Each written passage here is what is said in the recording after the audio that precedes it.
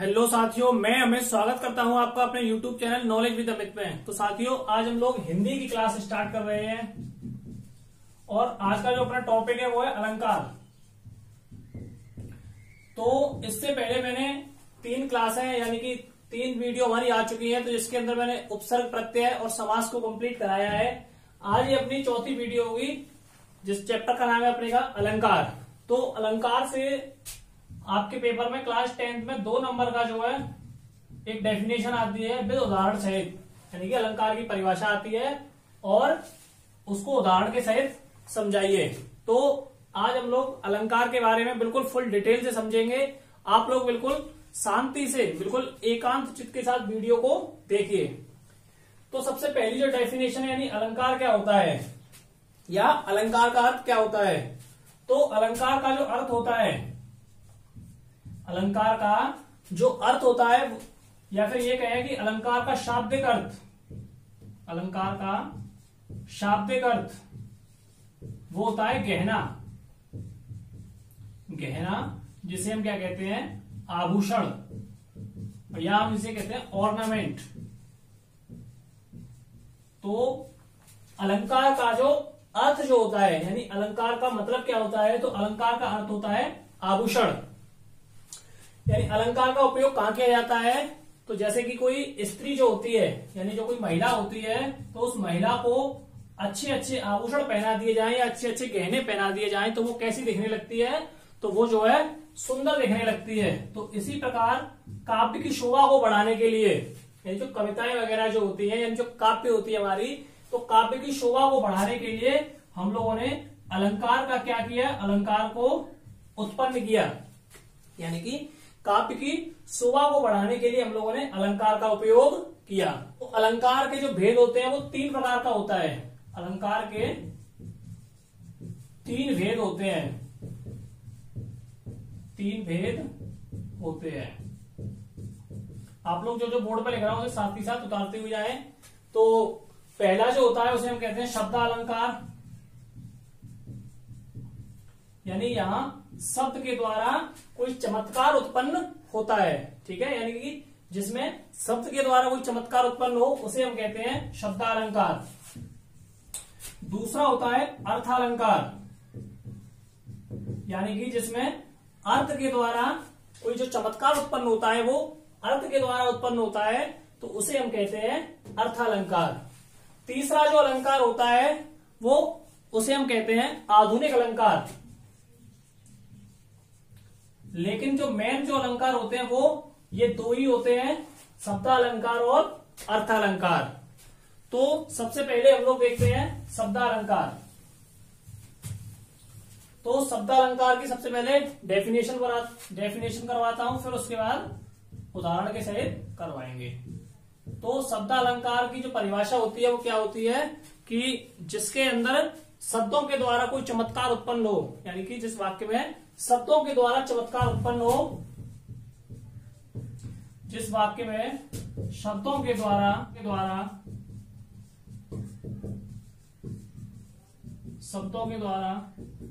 कोई चमत्कार उत्पन्न होता है,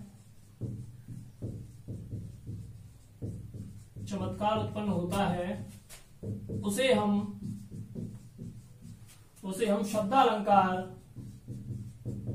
शब्दालंकार कहते हैं। ठीक है, तो ये शब्दालंकार की जो है डेफिनेशन हो गई, यानी जिस वाक्य में क्या हो, शब्दों के द्वारा कोई चमत्कार उत्पन्न हो रहा हो, तो उसे हम शब्दालंकार कहते हैं। तो अब हम लोग देखते हैं कि शब्दालंकार के जो भेद होते हैं वो कितने भेद होते हैं, और इस वीडियो में जो आपको अलंकार करवाऊंगा वो मैं क्लास 10th के पर्पज से करवाऊंगा, यानी कि जो आपके पेपर में डेफिनेशन आती हो और जो पेपर में आपके में आता हो। तो अनुप्रास, यानी शब्दालंकार का जो पहला अलंकार है वो है अनुप्रास। क्या है, अनुप्रास।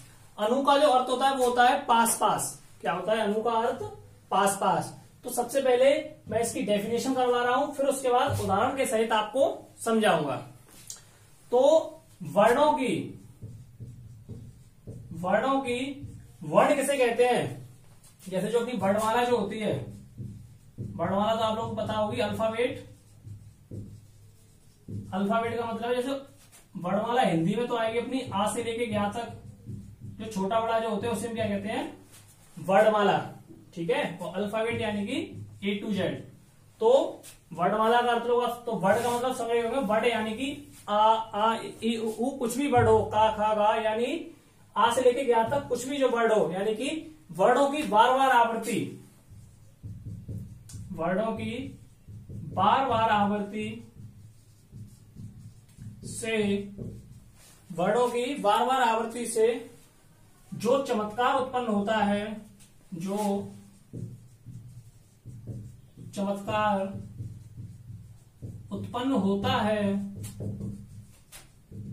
उसे हम अनुप्रास अलंकार, उसे हम अनुप्रास अलंकार कहते हैं। तो ये जो है डेफिनेशन आपकी, बार बार आवृत्ति से जो चमत्कार उत्पन्न होता है उसे हम अनुप्रास अलंकार कहते हैं, यानी कि वर्डों की आवृत्ति, यानी कि वो वर्ड जो है दोबारा दोबारा बार बार आए तो उसी को हम क्या कहते हैं, अनुप्रास अलंकार कहते हैं। तो ये आपकी समझ में अच्छी तरह से अभी नहीं आया होगा, तो एक एग्जाम्पल के द्वारा देखते हैं, तो एग्जाम्पल से आपकी समझ में अच्छी तरह से आ जाएगा। तो जैसे एग्जाम्पल है एक मुदित महीपति, मुदित महीपति, मुदित महीपति, मुदित महीपति मंदिर आए, मंदिर आए, सेवक सचिव, सेवक सचिव सुमंत बुलाए, सेवक सचिव सुमंत बुलाए। ठीक है, तो ये जो है इसका एक उदाहरण है। देखिए, मुदित महीपति मंदिर आए, सेवक सचिव सुमंत बुलाए। अगर पेपर में ऐसे लिखा हुआ है कि अनुप्रास अलंकार को उदाहरण सहित समझाइए, तो ये जो आपकी डेफिनेशन देनी है और ये आपको उदाहरण देना है, यहाँ पे इतना आपका काम खत्म हो जाता है। तो अब हम जो है अनुप्रास अलंकार को समझते हैं। तो डेफिनेशन कह रहा है वर्णों की बार बार आवृत्ति, यानी कि वर्ड जो है बार बार आए। तो देखिए, मुदित यानी माँ, एक ये यानी मुदित महीपति मंदिर, तो माँ जो वर्ड है, माँ वर्ड कितनी बार आया है, 3 बार। और वैसे सेकंड में सेवक सचिव सुमंत, यानी कि सा वर्ड कितनी बार आया है, 3 बार आया है। तो आप लोग अपनी जो डेफिनेशन है उससे मिलाइए, वर्डों की बार बार आवृत्ति, तो यानी वर्ड जो है मुदित महीपति मंदिर आए, यानी 3 बार ये वर्ड जो है आए हैं, यानी वर्डों की बार बार आवृत्ति से जो चमत्कार उत्पन्न होता है, यानी पढ़ने में कैसा आ रहा है, आनंद आए। तो मुदित महीपति मंदिर आए, सेवक सचिव सुमंत बुलाए, यानी सा इसमें कितनी बार आ रहा है, 3 बार आ रहा है। तो इस प्रकार से इसमें जो अलंकार है वो कौन सा अलंकार है, अनुप्रास अलंकार। अब हम एक और एग्जाम्पल देखते हैं जिससे आपकी समझ में अच्छी तरह से आ जाएगा। अगला जो एग्जाम्पल है वो है तरनी तनुजा, तरनी तनुजा तट तमाल तरवर बहुछाए। ये एक और एग्जाम्पल है। तो देखिए, यहां कह रहा है तरनी तनुजा तट तमाल तरवर, तो यहां जो है ता वर्ड की कितनी बार आवृत्ति हुई है, 4 बार आवृत्ति हुई है, यानी ता का जो वर्ड है ये कितनी बार आया है, 4 बार आया है। ठीक है, तो इस प्रकार से अनुप्रास अलंकार हमारा होता है, यानी कि वर्डों की बार बार आवृत्ति, यानी वर्ड जो है बार बार वही रिपीट हो गया है। जैसे ता वर्ड हमारा 4 बार इस एग्जाम्पल के अंदर रिपीट हुआ है। तो शब्दों वर्डों की बार बार आवृत्ति से जो चमत्कार उत्पन्न होता है उसे हम अनुप्रास अलंकार कहते हैं। तो ये जो आपकी समझ में अच्छी तरह से आ गया होगा। ठीक है, एक बार डेफिनेशन पढ़ लो, फिर एग्जाम्पल देख लो, तो जिससे आपको कोई परेशानी नहीं होगी। एक और एग्जाम्पल है लास्ट, चारू चंद्र की चंचल किरणें खेल रही थी जल थल नभ में। तो यहां कह रहा है चारू चंद्र की चंचल किरणें खेल रही थी जल थल नभ में। तो देखिए यहाँ चा चा चा यानी चा वर्ड जो है कितनी बार, यानी चा वर्ड की बार आवृत्ति हो रही है।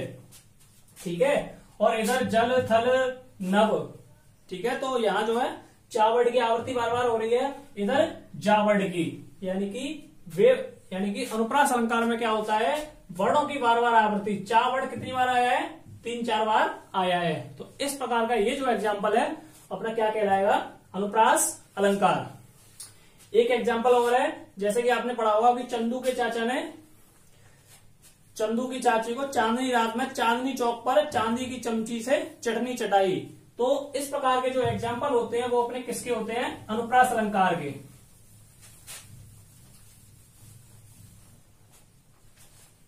तो अब हम देखते हैं अपना दूसरा अलंकार जो है श्लेष अलंकार। श्लेष अलंकार, तो श्लेष का जो अर्थ होता है, श्लेष का अर्थ होता है चिपका हुआ। कैसा, चिपका हुआ। ठीक है, तो श्लेष का अर्थ होता है चिपका हुआ।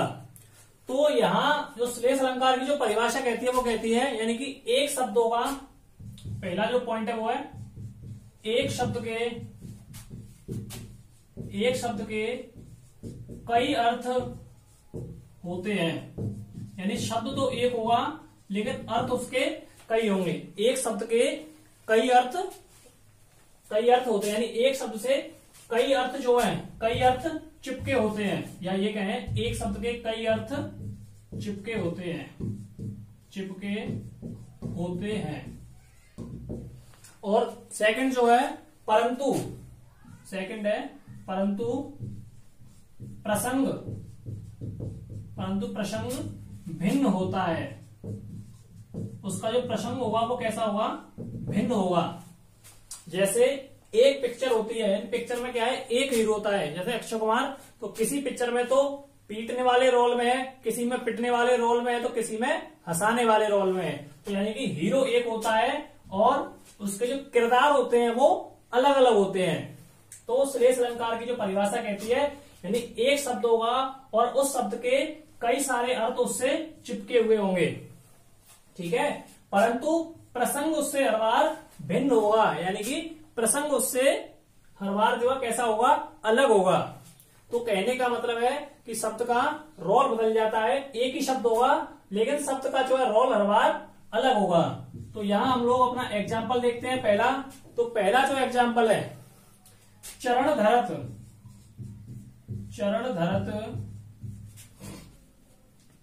चिंता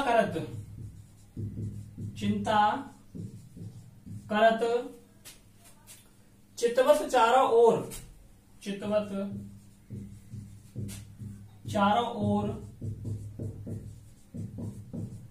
ठीक है, यानी चरण धरत चिंता करत चितवत चारों ओर सुवर्ण को ढूंढत फिरे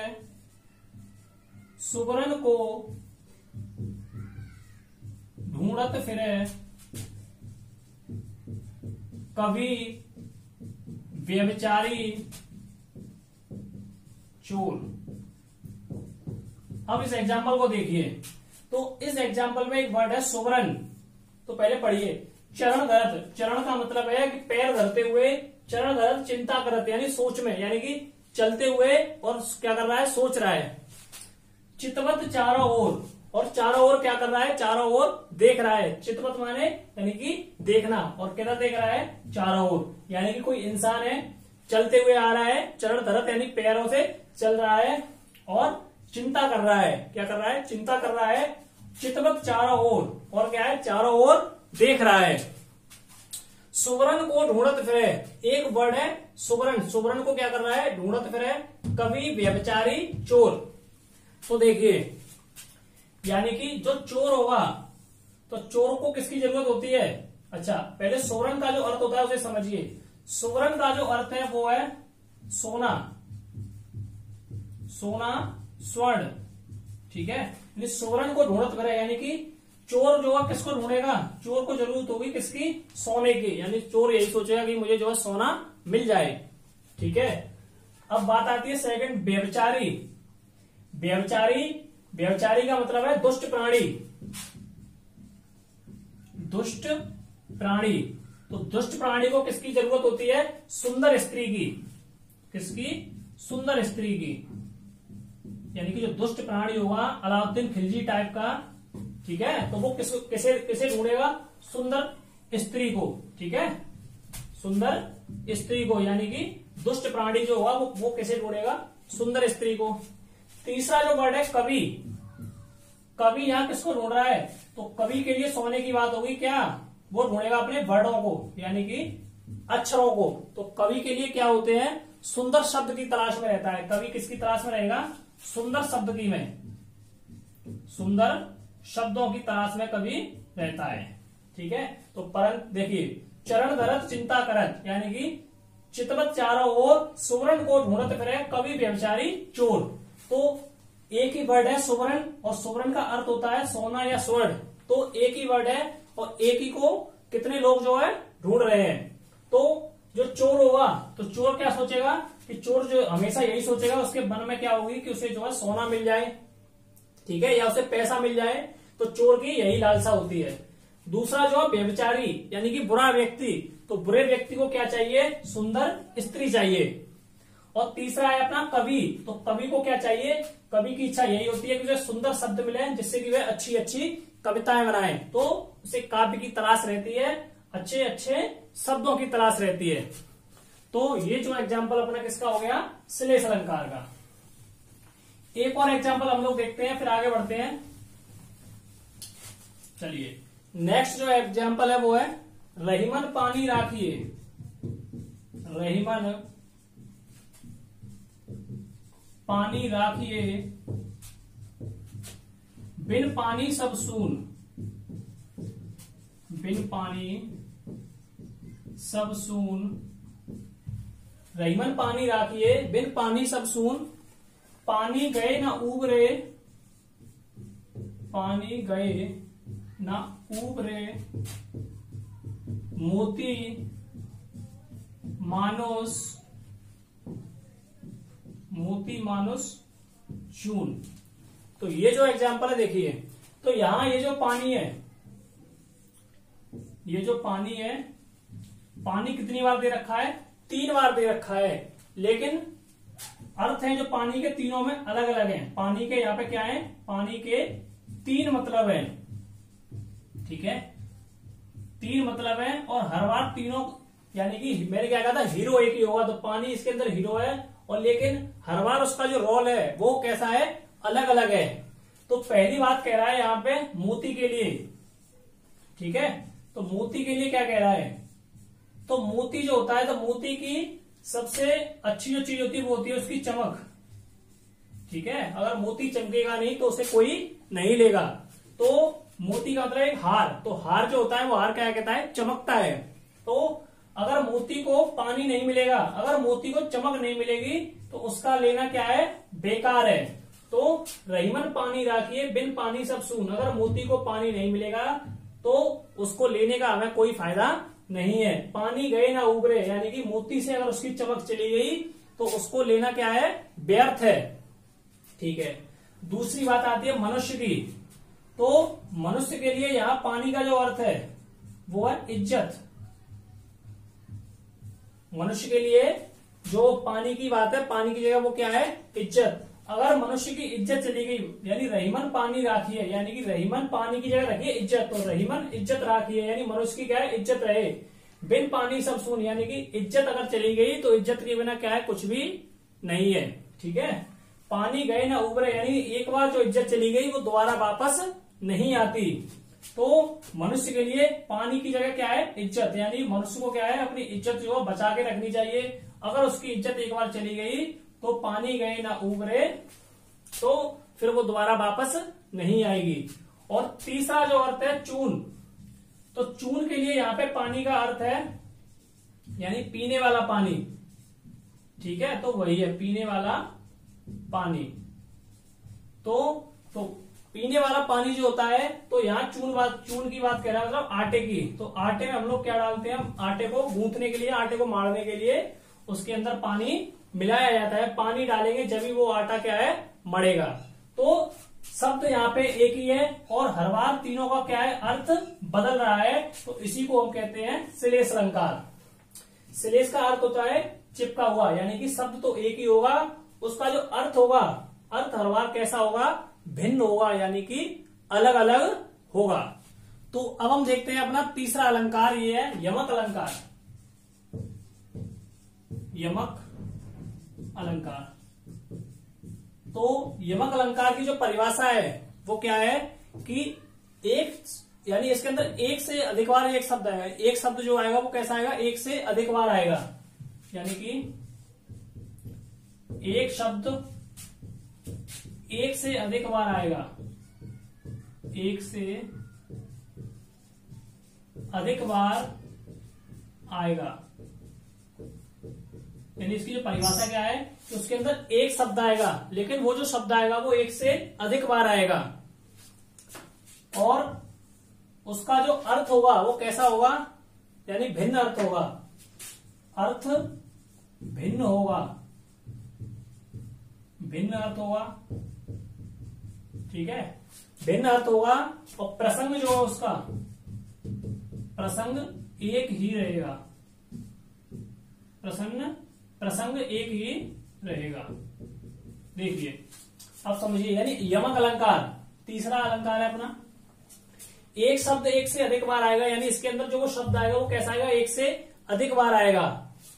अर्थ कैसा होगा, उसका अर्थ भिन्न होगा और प्रसंग एक ही रहेगा। जैसे कि एग्जाम्पल है, कनक कनकते, कनक कनकते 100 गुनी मादकता अधिकाय, मादकता अधिकाय। कनक कनकते 100 गुनी मादकता अधिकाय, वा खाए बोराए जग, खाए बोराए जग या पाए बोराए। ये यहाँ जो अर्थ है, कनक कनकते 100 गुनी मादकता अधिकाय, वा खाए बोराए जग या पाए बोराए। तो यहाँ कह रहा है एक शब्द एक से अधिक बार आएगा। जैसे कनक, कनक एक शब्द है, एक से कितनी बार आ रहा है, एक से अधिक बार आ रहा है, यानी कि कनक शब्द जो है, कनक शब्द 2 बार आया, 2 बार आया, लेकिन उसका जो अर्थ होगा वो अलग अलग होगा। देखिए एक जो कनक है, एक कनक का अर्थ होता है सोना।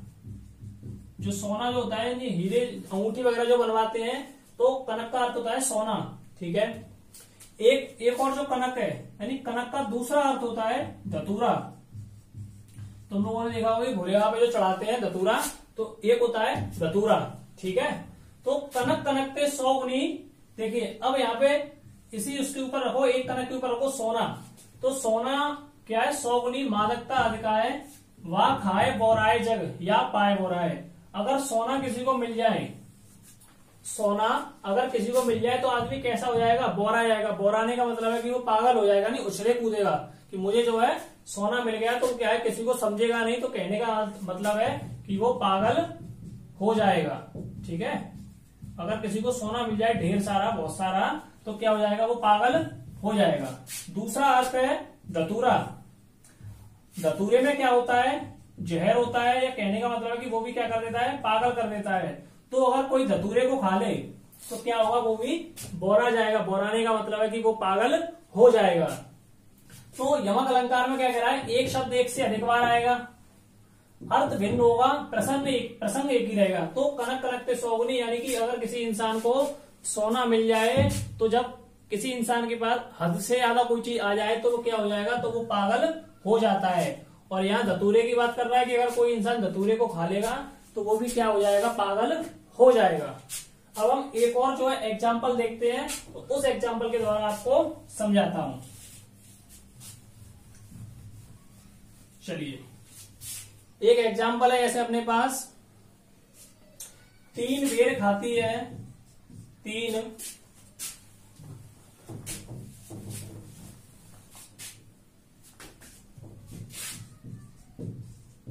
3 बेर खाती है, ठीक है। 3 बेर खाती है, वह 3 बेर खाती है। तो देखिए प्रसंग यहां एक ही रहेगा। देखिए बेर 3 बेर खाती है, वह 3 बेर खाती है। तो देखिए यानी कि 3 बेर, यहां बेर का मतलब है टाइम, यानी कि वह 3, यानी वह जो है 3 टाइम खाती है, यानी सुबह दोपहर शाम, यानी कि 3 बार खाना खाती है। ठीक है, वह 3 बेर खाती है। और बेर में क्या कह रहा है, यानी 3 बेर का मतलब है, और बेर क्या होता है, ये होता है फल। तो यानी जो खाना खाती है वो खाने में क्या खाती है, बेर खाती है। तो बेर शब्द एक ही है, यानी कि एक से अधिक बार शब्द आ रहा है और उसका अर्थ कैसा है, हर बार अलग निकल रहा है। यहाँ बेर का अर्थ क्या है, समय से, यानी कि समय की बात की गई है। यानी 3 बेर का मतलब है सुबह दोपहर शाम को, यानी 3 टाइम वो खाना खाती है। और खाने में क्या खाती है, बेर, यानी बेर क्या होता है, एक फल होता है। एक और एग्जाम्पल देखते हैं। ये जो एग्जाम्पल है मेरा फेवरेट एग्जाम्पल है। देखिए बहुत ही बढ़िया एग्जाम्पल है। तो ये जो एग्जाम्पल है सुनिए, तो परवारों उर्वशी, तो परवारों उर्वशी, सुन राधिके सुजान, सुन राधिके सुजान, तू मोहन के उर्वशी, तू मोहन के उर्वशी है, उर्वशी समान। तो पहले एक बार पढ़िए इसको, है उर्वशी समान। पहले एक बार आप लोग इसको पढ़िए। तो परवारों उर्वशी, सुन राधिके सुजान, तू मोहन के उर्वशी है, उर्वशी समान। तो यहां जो है उर्वशी शब्द 3 बार आया है। ठीक है, उर्वशी, एक ये और एक ये, यानी कि उर्वशी शब्द इसमें 3 बार आया है। और तीनों बार उसका जो अर्थ है वो अर्थ कैसा है, तीनों बार हर बार बदल रहा है। तो देखिए, तो यहां श्री कृष्ण भगवान कह रहे हैं, तो यहां श्री कृष्ण भगवान राधा जी से कह रहे हैं क्या, तो परवारों उर्वशी। तो ये जो पहली जो उर्वशी है, यहां बात की जा रही है इंद्र की जो अप्सरा है उर्वशी, इंद्र की अप्सरा उर्वशी, एक इंद्र की अप्सरा है उर्वशी। तुम लोगों ने सुना होगा उर्वशी, मेनका, रंभा। तो इंद्र की अप्सरा है उर्वशी। तो उससे भगवान श्री कृष्ण, तो उस भगवान श्री कृष्ण राधा से कह रहे हैं कि तो परवारों उर्वशी, बनी हे राधिके, मैं तेरे लिए उर्वशी को भी छोड़ दूं। यानी कि इंद्र की जो अप्सरा उसके बारे में कह रहे हैं कि हे राधिके, तेरे सामने इंद्र की जो अप्सरा है, यानी इंद्र की जो अप्सरा है वो भी तेरे सामने कैसी है, कुछ नहीं है। सुन राधिके सुजान, यानी हे राधिके सुनो, तू मोहन के उर्वशी। दूसरा जो उर्वशी है इसका जो अर्थ है, तू मोहन के उर्वशी, उर्वशी का अर्थ है हृदय, यानी कि तू मोहन के, यानी कि तू मेरे हृदय में बसी हुई है, तू मेरे हृदय में बसी हुई है उर्वशी समान। तो इस उर्वशी का अर्थ होता है हार, या फिर हार ना कह के गले का जो आभूषण जो होता है, ठीक है, गले का आभूषण। तो सुनिए, तो परवारों उर्वशी, सुन राधिके सुजान, तू मोहन के उर्वशी है, उर्वशी समान। तो यहां भगवान श्री कृष्ण कह रहे हैं कि हे राधिके, मैं तेरे लिए इंद्र की जो अप्सरा है उसको भी मैं तेरे लिए क्या, कि तुम्हारी जो महत्व है वो उस इंद्र की अप्सरा उसके आगे कुछ नहीं है, मैं तुम्हारे लिए इंद्र की अप्सरा को भी छोड़ दूं। तू मोहन के उर्वशी, यानी कि तुम जो हो राधा, मोहन के हृदय में समाई हुई हो, है उर्वशी समान, यानी तुम गले में जो आभूषण पहनते हैं उसके समान हो। तो इस प्रकार से यमक अलंकार जो है हमारा समाप्त होता है। अब हम लोग देखते हैं दूसरा जो अलंकार है, पहला था अपना शब्दालंकार, अब दूसरा है अर्थालंकार। तो अर्थालंकार को समझते हैं और उसके भेद को समझते हैं।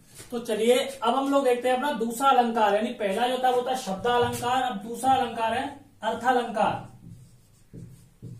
अर्थालंकार, तो अर्थालंकार में क्या होता है, अर्थ के द्वारा इसमें चमत्कार होता है, अर्थ के द्वारा चमत्कार। ठीक है, पहली बात तो ये हो गई, यानी अर्थ के द्वारा चमत्कार। और इन वाक्यों में क्या होती है कि अर्थ के द्वारा वाक्य की शोभा बढ़ाई जाती है, यानी कि अर्थ के द्वारा वाक्य की शोभा, या फिर ये क्या, अर्थ के द्वारा शोभा बढ़ाई जाती है। ठीक है, अब जैसे कि एक एग्जाम्पल है, तो जैसे एक एग्जाम्पल है, कर कमल सा कोमल है, कर कमल सा कोमल है, कर कमल सा कोमल है, एग्जाम्पल है एक। तो देखिए, तो इसमें क्या होता है कि समानता की जाती है, समानता या ये कहें तुलना की जाती है, समानता या फिर ये कहें कि हम तुलना की जाती है, तुलना की जाती है। तो इसके अंदर जो समानता, जो तुलना कर रहे हैं, ठीक है, तो समानता या तुलना की जाए तो देखिए, यानी कि जो अर्थालंकार जो होता है उसमें क्या की जाती है, समानता की जाती है या तुलना की जाती है। अब समानता तुलना के बाद जिसकी तुलना की जाए, क्या कह रहा है, जिसकी तुलना की जाए, देखिए जिसकी तुलना की जाए, जिसकी तुलना की जाए,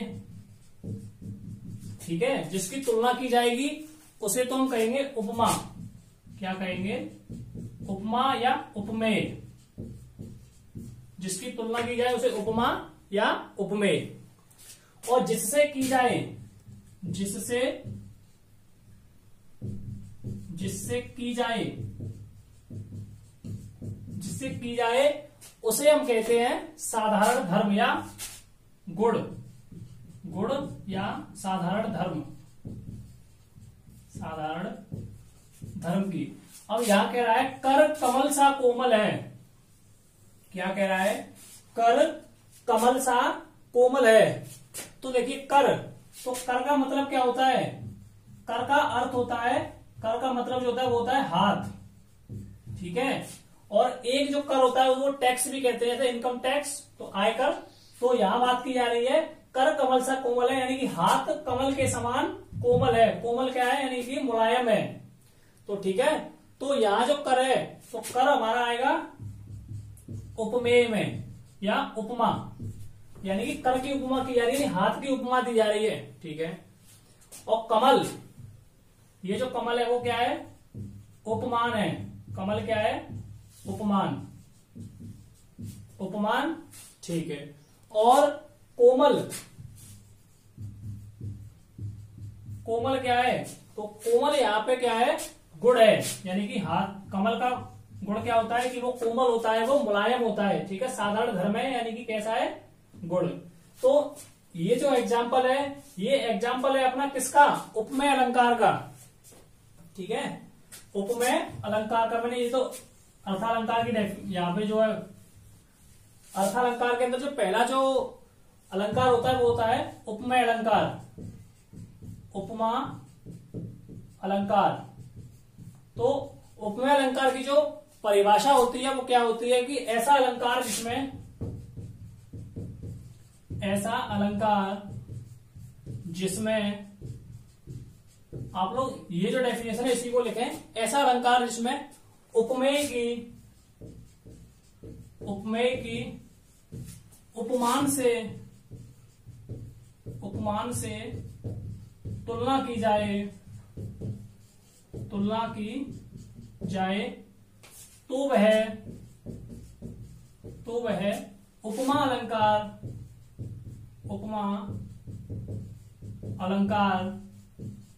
कहलाता है। यानी कि ऐसा अलंकार जिसमें उपमेय की उपमान से तुलना की जाए तो वह उपमा अलंकार कहलाता है। तो एग्जाम्पल के द्वारा समझिए, एग्जाम्पल है कर कमल सा कोमल है। तो पहली बात है कि जिसकी तुलना की जाए, जिसकी हम तुलना कर रहे हैं उसे कहेंगे उपमा या उपमेय, ठीक है। जिसकी हम तुलना कर रहे हैं उसे कहेंगे उपमा या उपमेय। और जिससे की जाए तो उसे हम कहेंगे, जिससे तुलना की जाए उसे कहेंगे गुण या साधारण धर्म, या हम कहेंगे उसको उपमान। ठीक है, ये तीनों ही नाम है, या तो गुण कहेंगे या साधारण धर्म, या फिर कहेंगे उसको उपमान। ठीक है, तो देखिए कर कमल सा कोमल है, यानी कि हाथ की, कर माने, कर का जो अर्थ होता है वो होता है हाथ, तो हम हाथ की तुलना कर रहे हैं, किससे कर रहे हैं? कोमल से। कर कमल सा यानी हाथ की तुलना किससे कर रहे हैं? कमल से कर रहे हैं, कि हाथ जो है कैसा है? कमल के समान है। कमल के समान, तो देखिए कर, कर हमारा क्या हो गया इसमें? उपमान हो गया, यानी कि जिससे की जाए, तो जिससे कर रहे हैं कमल से कर रहे हैं। कमल क्या है? उपमान है, और कर उपमा है, और कोमल क्या है? उसका गुण है। और ये भी समझ में आया हो तो एक एग्जांपल और दे रहा हूं, तो जिससे क्या है आपकी समझ में अच्छी तरह से आ जाएगा। चलिए वो एग्जांपल देखिए, पीपर पात सरिस मन डोला। पीपर एग्जांपल है, पीपर पात सरिस मन डोला। ये जो उपमा अलंकार है, पिछली साल के पेपर में यानी 2019 जो है, 2020 के जो पेपर हुए हैं उसके अंदर ये आया हुआ है कि उपमा अलंकार को परिभाषा सहित और नहीं उपमा अलंकार को उदाहरण सहित समझाइए। तो पहले आपको ये डेफिनेशन देनी है कि ऐसा अलंकार जिसमें उपमेय की उपमान से तुलना की जाए तो वह उपमेय अलंकार कहलाता है।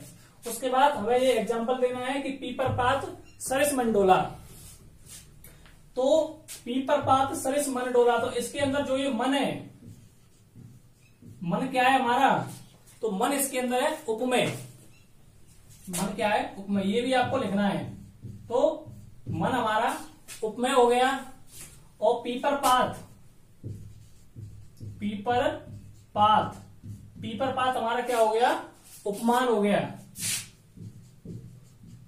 उपमान। उसके बाद क्या रह गया? सरिस। तो सरिस क्या है?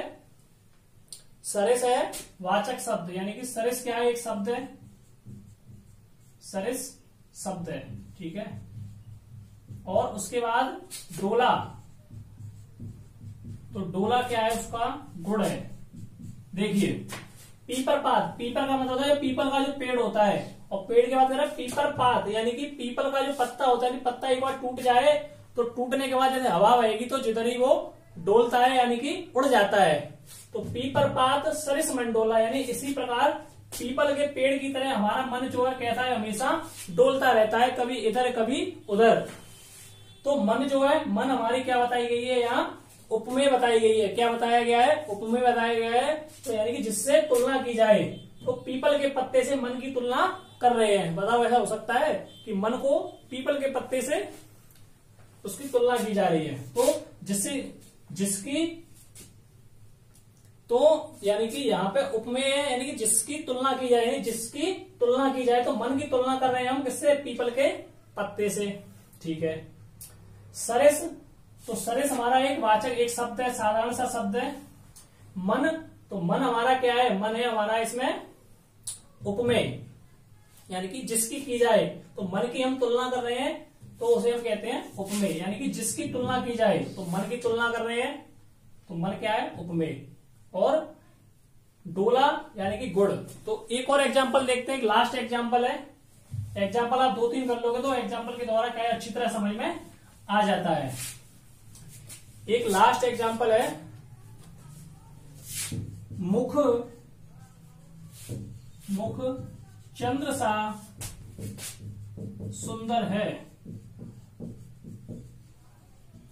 मुख यानी कि मुंह चंद्रमा की तरह सुंदर है। बताओ ऐसा हो सकता है कि मुंह जो है चंदा की तरह कैसा हो जाए, यानी चंदा मामा की तरह सुंदर हो जाएगा? तो ऐसा मुंह हो जाएगा?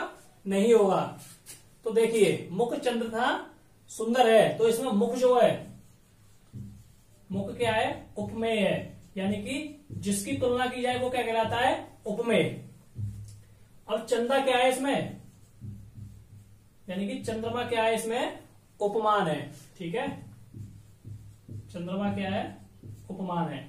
ठीक है, तो इस प्रकार से हमारा उपमेय अलंकार खत्म होता है।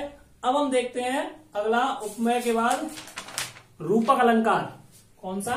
रूपक अलंकार। तो चलिए अब हम लोग देखते हैं अपना अगला अगला जो अलंकार है वो रूपक अलंकार। रूपक अलंकार, तो ये जो अलंकार होता है बहुत ही जिद्दी अलंकार होता है। कैसा होता है? जिद्दी होता है। जैसे इसका जो एग्जाम्पल है वो मुख चंद्र है। देखिए, यानी मुंह की बात कर रहा है कि मुंह जो है क्या है? चंदा है। तो जिद्दी अलंकार है कि नहीं है? बताओ, मुंह को कह रहा है कि ये चंद्रमा है, तो ऐसा हो जाएगा? नहीं होगा। तो इसकी जो डेफिनेशन देखते हैं हम लोग, तो डेफिनेशन है इसकी जो डेफिनेशन है, जहां आप अपनी बात को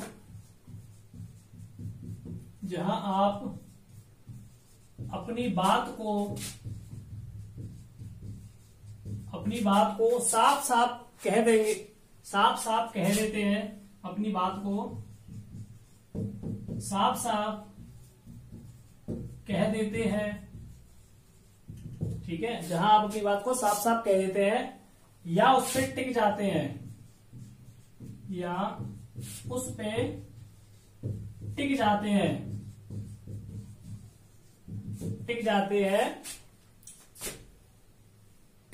हैं, और बिना लाग लपेट के हमेशा उसी पे रहते हैं। बस इतनी बात है, जहां आप अपनी बात को साफ साफ कह देते हैं या उस पे टिक जाते हैं, तो वह रूपक अलंकार कहलाता है। ठीक है, एग्जाम्पल देखा जाए तो जैसे एक एग्जाम्पल हो गया मुख चंद्र है, दूसरा एग्जाम्पल किया जाए तो चरण कमल है। चरण कमल है। देखिए, चरणों को, चरण का मतलब क्या होता है? चरण का अर्थ होता है पैर। तो इसमें कह रहा है पैर कमल है, तो यहाँ पैरों की बात कर रहा है कि जो हमारे जो पैर है वो कैसे हैं? कमल है। तो कैसा है? जिद्दी है कि नहीं है, पहले ये बताओ। तो जिद्दी आप लोग कहेंगे हाँ सर जिद्दी है। तो यहाँ कह रहा है जहां आप अपनी बात को साफ साफ कह देते हैं, यानी कोई लड़का है वो कह रहा है कि एक छोटा बच्चा है वो कह रहा है कि मेरे जो पैर है वो कैसे हैं? कमल के समान है, यानी कमल है, के समान भी नहीं है। वो कह रहा है कि मेरे जो पैर है वो कमल है। तो आप अपनी बात को साफ साफ कह देते हैं या उस बात पे टिक जाते हैं। भाई छोटा बच्चा है तो टिकना पड़ेगा, बच्चे बड़े कैसे होते हैं? जिद्दी होते हैं। तो ठीक है, तो वो कह रहा है चरण कमल है। एक दूसरा कह रहा है कि मेरा जो मुंह है वो क्या है? चंद्रमा है। भाई आजकल के बच्चे जो है बहुत खतरनाक होते हैं। ठीक है, तो एक कह रहा है, एक और एग्जांपल में आ जाएगा इसके में, भारत महान है। भारत महान है। एक बच्चा कह रहा है कि भारत जो है कैसा है? महान है। तो इस प्रकार से ये अपना रूपक अलंकार खत्म होता है। बहुत ही सिंपल सा अलंकार है। अब जो लास्ट जो अलंकार है वो उत्प्रेक्ष अलंकार। उत्प्रेक्षा अलंकार। तो उत्प्रेक्ष अलंकार जो होता है इसकी परिभाषा होती है उपमेय में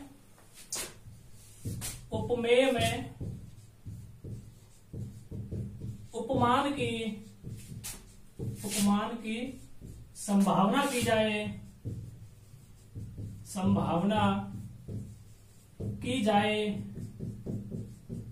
तो वहां उत्प्रेक्षा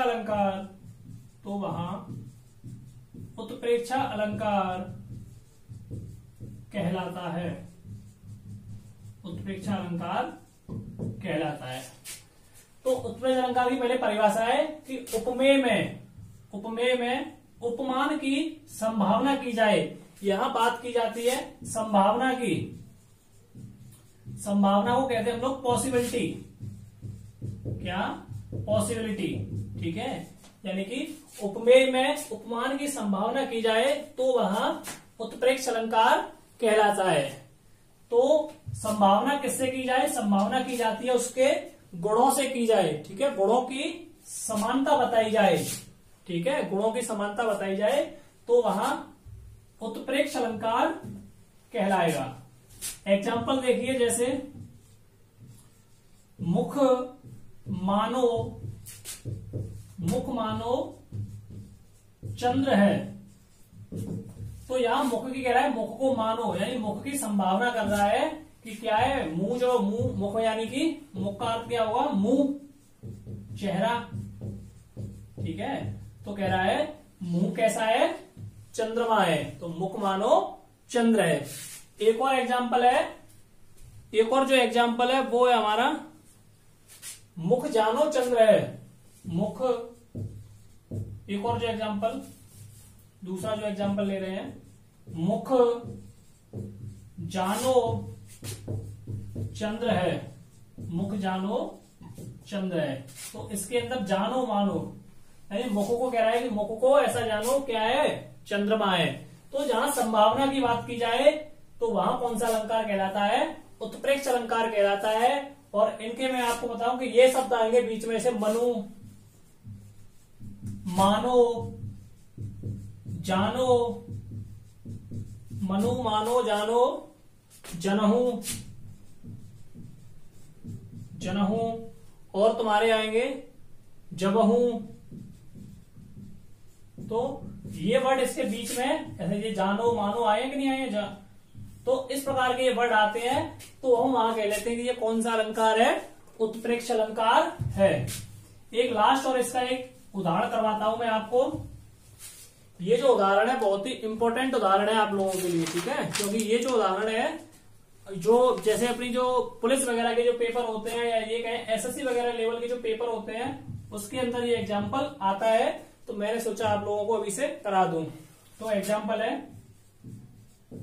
उस काल मारे क्रोध के, उस काल मारे क्रोध के, उस काल मारे क्रोध के तन कांपने उसका लगा, तन कांपने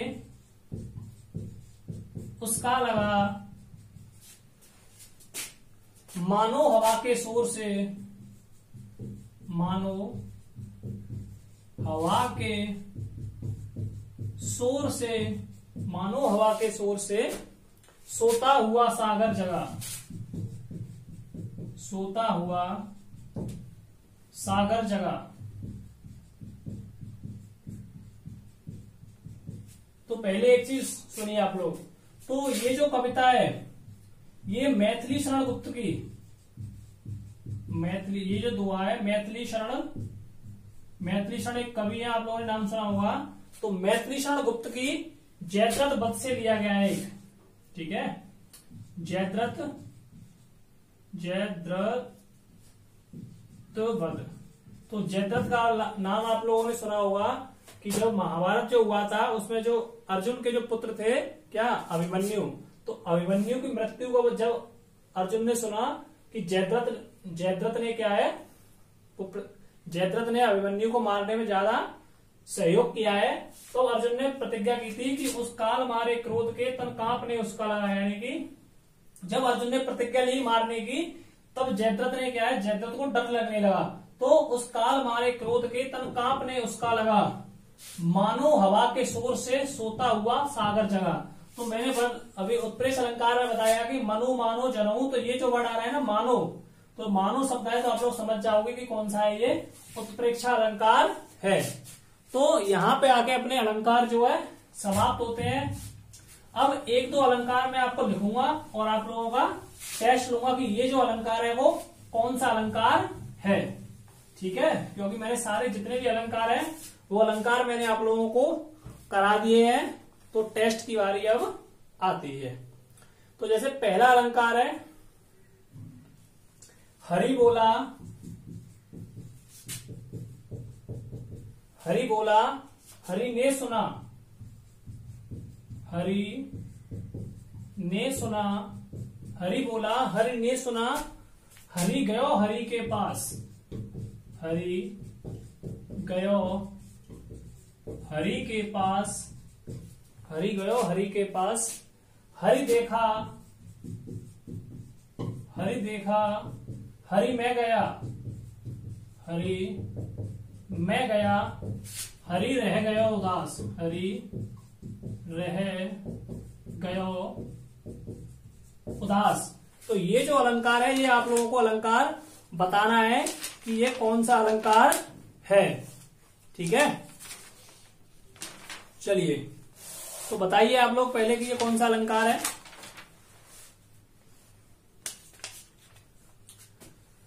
तो ये जो अलंकार है, तो ये अलंकार है कौन सा?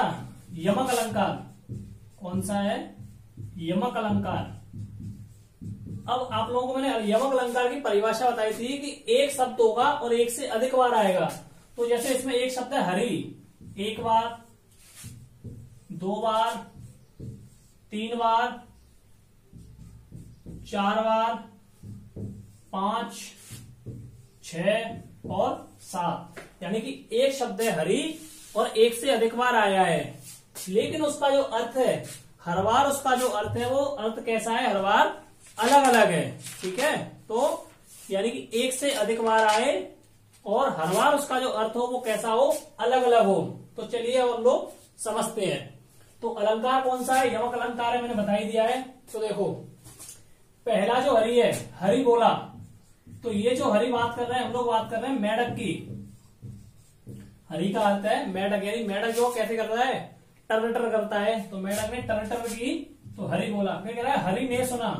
दूसरा जो हरि है, ये हरि है अपना सांप, यहां बात कर रहे हैं सांप की।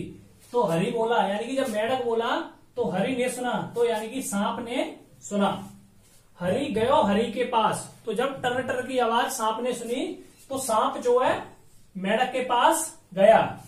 ठीक है, यानी मेढक बोला तो मेढक ने क्या है? सांप ने सुना। तो जब सांप ने सुना तो सांप जो है मेढक के पास गया। हरि गयो हरि के पास। समझिए ध्यान से। हरि देखा, यानी कि मेढक ने देखा, ओहो सांप मुझे खाने के लिए आ रहा है। ठीक है, तो हरि देखा, यानी जब मेढक ने देखा तो हरि में गया। तो ये वाला जो हरि है, इस हरि का अर्थ है पानी। यानी जब मेढक ने देखा कि सांप मुझे खाने के लिए आ रहा है, तो हरि जो है यानी मेढक पानी में चला गया। तो जब पानी में चला गया तो ये जो हरि है, यहाँ हरि का अर्थ है कि सांप। तो सांप रह गया उदास, यानी कि जब मेढक पानी में चला गया तो सांप बेचारा कैसा हो गया? उदास हो गया। तो आज हम लोग अपनी क्लास को यहीं पे एंड करते हैं, और आप लोगों को अलंकार का ये चैप्टर मैंने अच्छी तरह से समझा दिया है। 2 नंबर का आप लोगों की क्लास में आता है डेफिनेशन विद उदाहरण, यानी परिभाषा और फिर उदाहरण। तो मैंने उदाहरण तो एक एक 3-3, 4-4 उदाहरण करवाए हैं, तो आप लोगों को बिल्कुल भी परेशानी नहीं होगी। और आप लोगों को कुछ भी पूछना हो तो आप लोग हमें कमेंट कर सकते हैं। आप लोग इस क्लास के बारे में आप लोग अपनी राय हमें जरूर दें।